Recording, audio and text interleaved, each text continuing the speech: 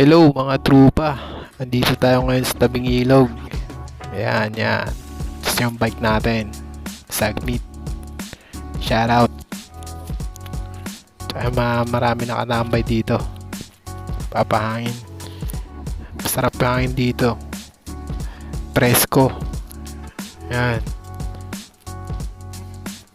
Yung bike natin, Sagmeet 27.5. Naka-stock lang to sa bahay, hindi ginagamit. Kaya ngayon ginamit natin. Sayang naman. Ayan, palubog na yung araw mga trupa. Solid. Ganda oh. Medyo madilim na rin. Maliwalas yung ilog.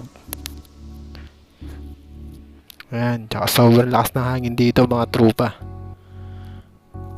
Ayan oh. Kita sa mga dahon, sobrang lakas. Sagmeet, shoutout. Medyo madilim-dilim na. 5:40 na ng hapon. Ayan. Sarap dito mag-relax. Kung problemado ka na sa buhay. Haha. Ayan o. Ayan, yung mga sakin.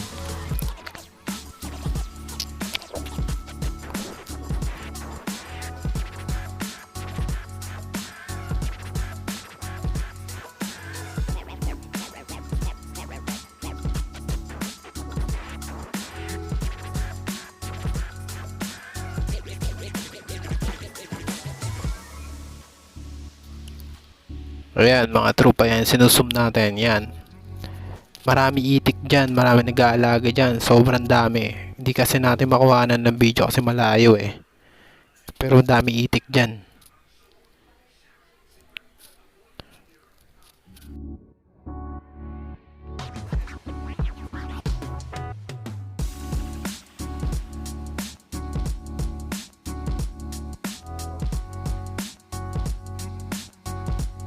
Ayan, may manok pa dito mga trupa. Yung mga bunso nyo. Ayan.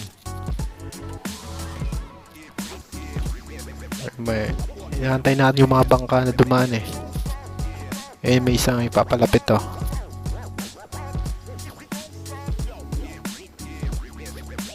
Ayan, yan, may bangka oh. Kung nakikita nyo yung mga trupa. Medyo malayo kasi.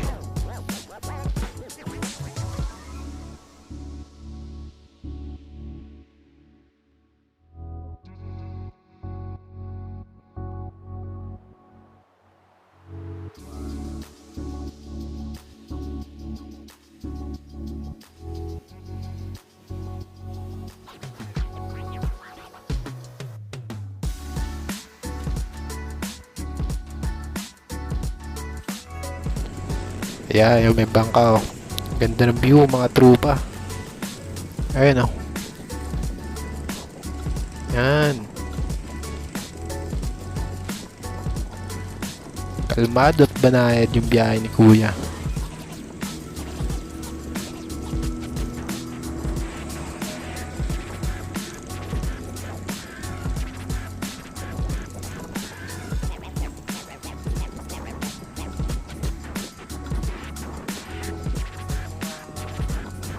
Ayan yung mga bangka nila mga trupa. Isang katig lang yan pero bibilis na mga yan tumakbo. Ano, kasi malalapad na naman yan kaya hindi siya tumatawag pag tumatakbo na sa ilog. Ayan mga trupa, palubog na yung araw oh. Medyo madilim-dilim na rin dito. Ayan oh, pansinin nyo yung dalawang bangka. Nagkakarera sila. Ayan oh, bibilis oh. Yan. Ay, nasa likod oh, napakabilis oh. Ayan oh. Tsaka pala mga trupa, itong ilog na to, konektado pala to sa Laguna de Bay. Kaya yung mga tilapia bangus dito napakamura lang kasi pagsakan to eh. Kuha ng mga isda doon, tapos dito rin babagsak nila. Kaya sobrang mura talaga ng mga isda dito.